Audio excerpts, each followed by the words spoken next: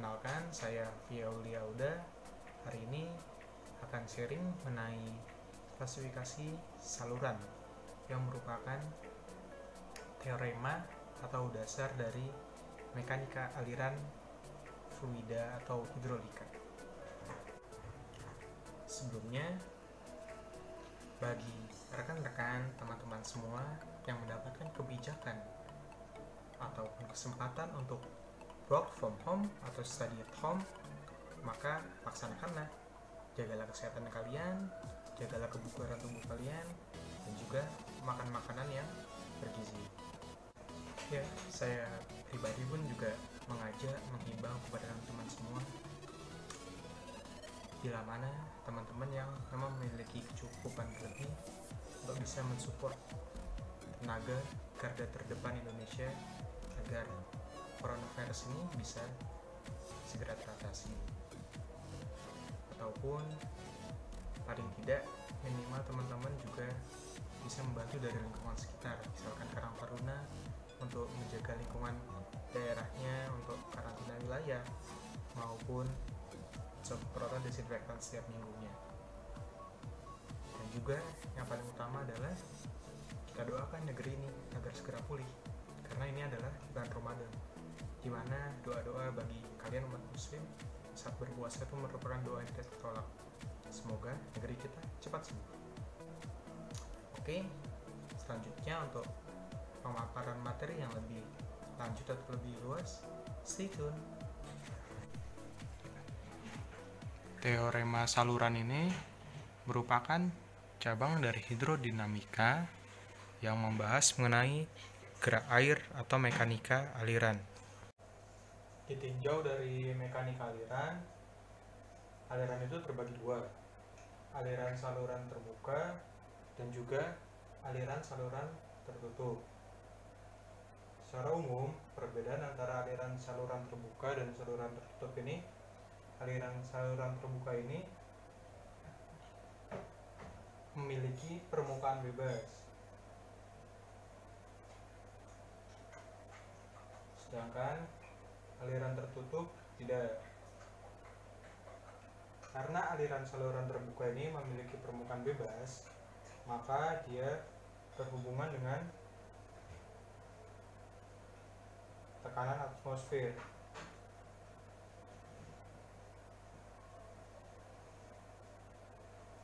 Nah, pada kesempatan ini yang akan kita bahas ini spesifik kepada aliran saluran terbuka atau dalam bahasa mekanikanya open channel flow. Selanjutnya, pembahasan pertama pada open channel flow ini atau teorema saluran terbuka ini adalah flow coefficients. Flow coefficients merupakan pengantaran aliran. Seperti kita tahu, air itu mengalir dari hulu menuju ke hilir, atau bahasa mekanika fluidanya adalah mengalir dari elevasi yang tinggi ke elevasi yang rendah, seperti permukaan danau maupun yang tadinya dari aliran sungai menuju ke permukaan laut, kecuali adanya gaya yang menyebabkan aliran air ini berubah arah atau sebaliknya, seperti penggunaan water pump ataupun pompa. Selanjutnya, flow coefficients atau perjalanan aliran air ini juga dapat ditambah. Dikatakan ditambah itu dengan bangunan-bangunan atau infrastruktur buatan manusia, seperti yang tadinya itu dari saluran sungai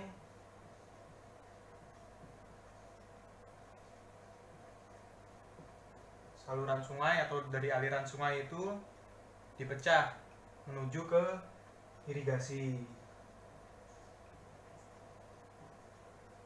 Dari irigasi dipecah kembali menuju ke pipa-pipa,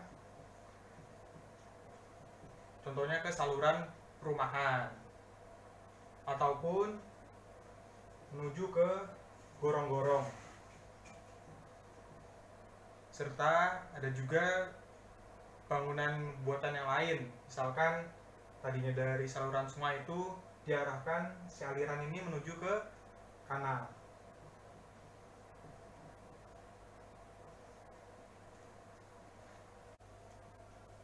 Pada dasarnya, perencanaan saluran ini ditunjukkan untuk karakteristik saluran buatan. Namun konsep hidrauliknya dapat juga diterapkan pada saluran alam.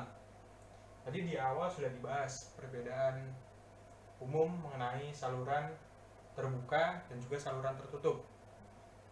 Nah, cara mudahnya atau cara gampangnya untuk memahaminya apa perbedaannya itu, apabila saluran terbuka itu berarti ada hubungannya sama atmosfer, seperti irigasi, kanal, dan juga gorong-gorong.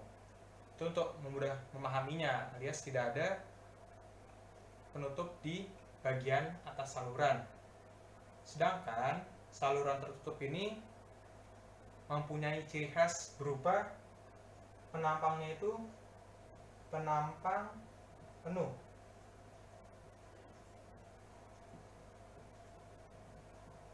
Contohnya aliran yang melewati pipa-pipa. Karena kalau kita lihat pipa itu kan ada bagian atas, bagian bawah, serta bagian samping, alias penampang dia penuh. Seperti itu.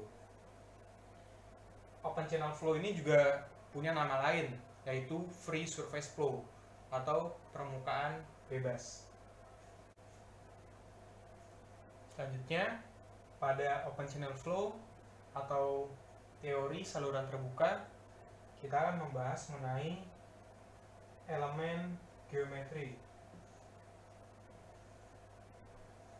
atau bentuk-bentuk si saluran. Nah, pembahasan pertama ini mengenai penampang saluran.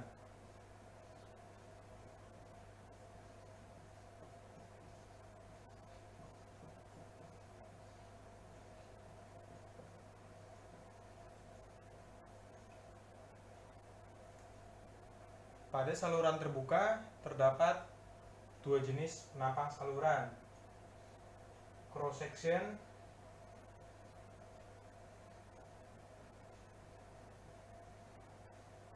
satu lagi adalah vertical section. Perbedaannya apa? Vertical section itu merupakan penampang yang diambil secara vertikal, sedangkan channel cross section adalah penampang yang diambil tegak lurus arah si aliran. Nah, dengan demikian, apabila dasar saluran tersebut terletak horizontal, maka penampang itu sama dengan penampang vertikal.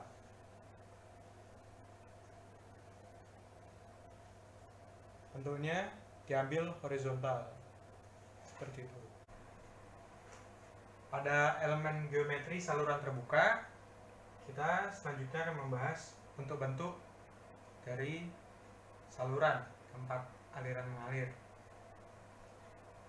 Bentuk pertama itu biasanya bentuk trapesium. Nah, bentuk trapesium ini biasanya digunakan pada saluran irigasi maupun saluran drainase.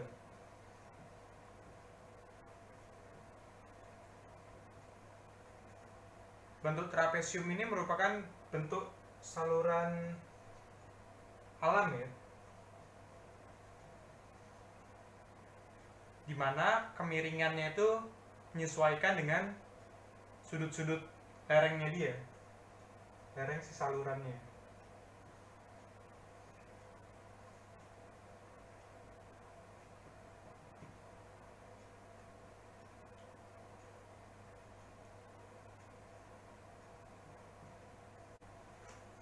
pada elemen geometri saluran terbuka, kita selanjutnya akan membahas bentuk-bentuk dari saluran tempat aliran mengalir. Bentuk pertama itu biasanya bentuk trapesium. Nah, bentuk trapesium ini biasanya digunakan pada saluran irigasi maupun saluran drainase.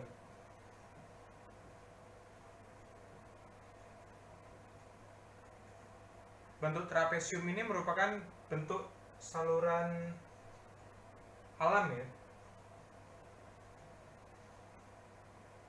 dimana kemiringannya itu menyesuaikan dengan sudut-sudut lerengnya dia, lereng si salurannya.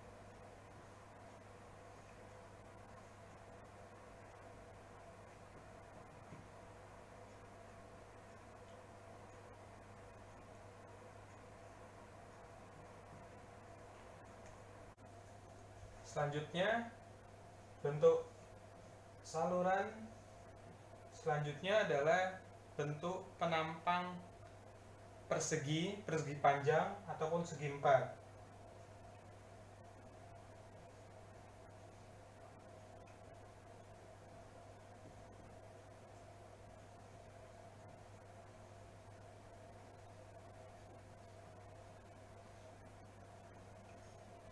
Nah, bentuk persegi, segitiga maupun segi empat ini merupakan penyederhanaan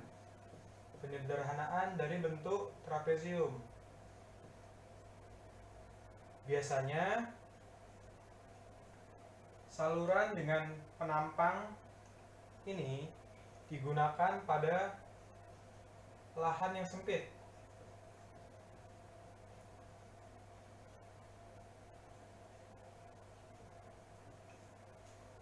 Bisa teman-teman lihat, misalkan yang tinggal di komplek atau perumahan, biasanya jenis-jenis salurannya juga saluran ini, yaitu saluran penampang persegi ataupun persegi panjang.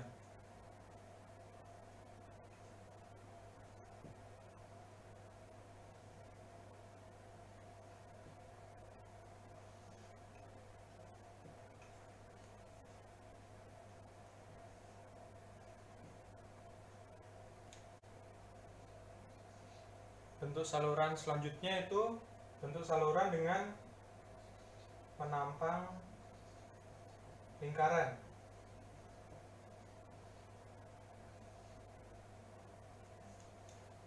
Penampang lingkaran ini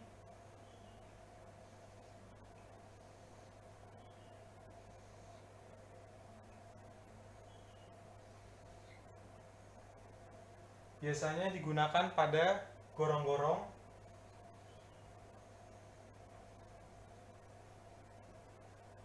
ataupun bahasa fluidanya adalah pulver.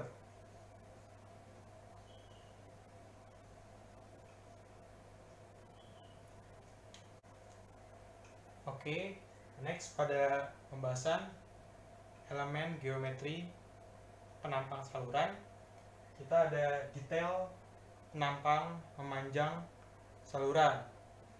Yang pertama kita bahas itu adalah kedalaman aliran atau hydraulic depth.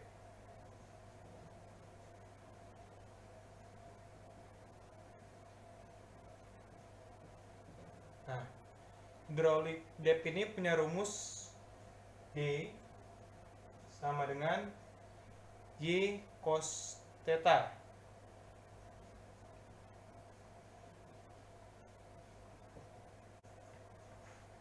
Di mana D ini merupakan hydraulic depth, Y merupakan kedalaman aliran, dan theta ini merupakan sudut dasar dari si saluran. Atau pada gambar ini bisa kita perjelas pada detail penampang memanjang ini, theta atau merupakan sudut kemiringan dasar saluran ini berada di sini.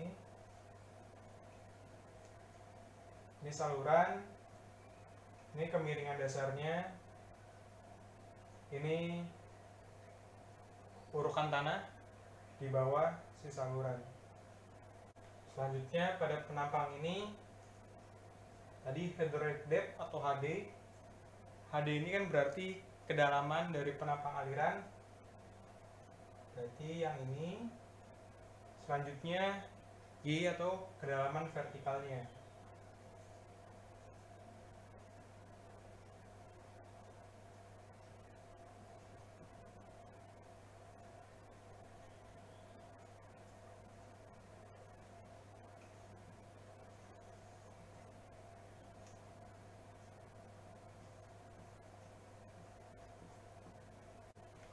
Selanjutnya pada detail penampang memanjang ini ada namanya duga atau bahasanya stage. Duga atau stage ini merupakan elevasi atau jarak vertikal dari permukaan air di atas suatu bidang atau datum. Ini dilambangkan dengan elevasi ataupun penggambaran muka air.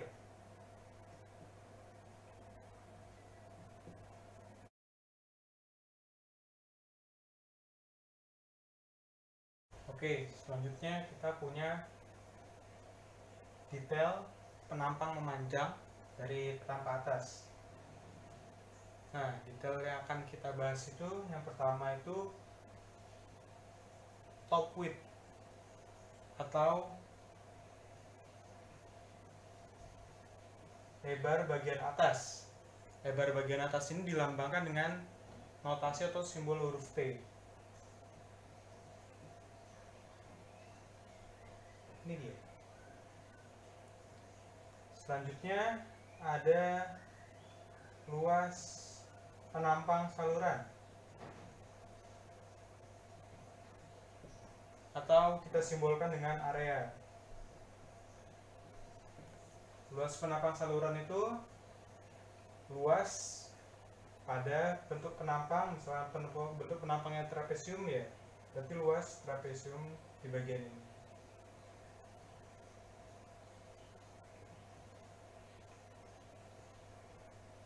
Luas penampang atau area ini disimbolkan dengan huruf A.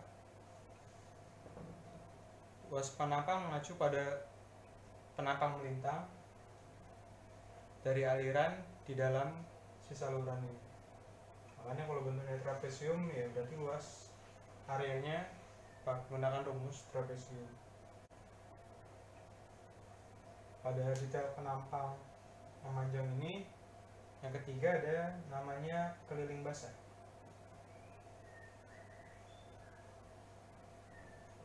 atau wet perimeter.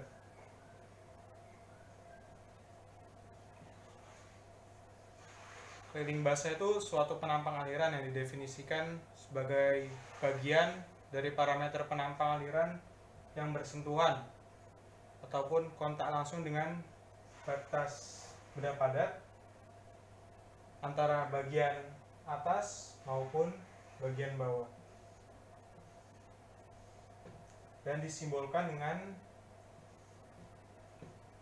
huruf P atau notasi P.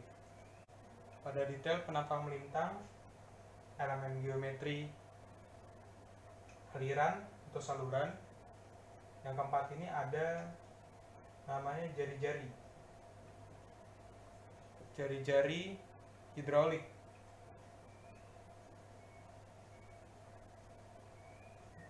atau hydraulic radius, disimbolkan dengan huruf R. Nah, jari-jari hidrolik ini merupakan luas penampang atau area dibagi dengan keliling basah, wet perimeter. sehingga jari-jari hidrolik ini bergantung pada si bentuk penampangnya itu sendiri.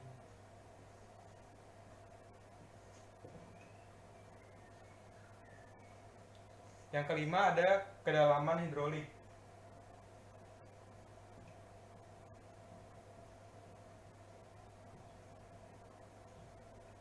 Kedalaman hidrolik atau hydraulic depth. Definisinya ini merupakan luas penampang dibagi dengan lebar permukaan, disimbolkan dengan D.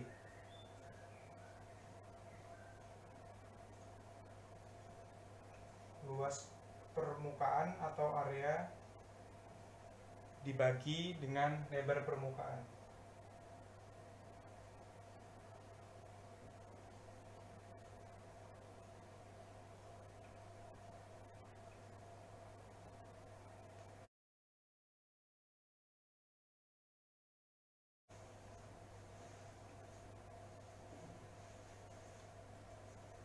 Dan terakhir, pada metode saluran terbuka ada namanya wide open channel, penampang saluran lebar sekali. Merupakan penampang saluran terbuka yang memiliki penampangnya itu bentuk segi empat dengan lebar yang jauh lebih besar daripada kedalaman alirannya, atau secara simbol B lebih besar daripada Y kedalaman si aliran, dan keliling basahnya disamakan dengan lebar saluran.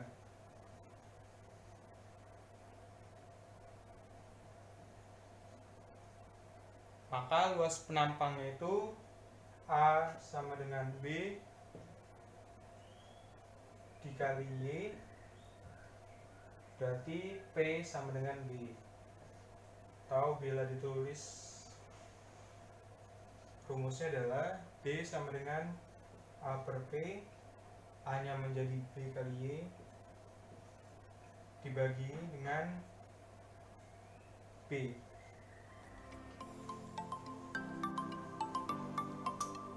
Oke, sekian yang dapat saya sampaikan. Semoga sharingnya bermanfaat dan terima kasih.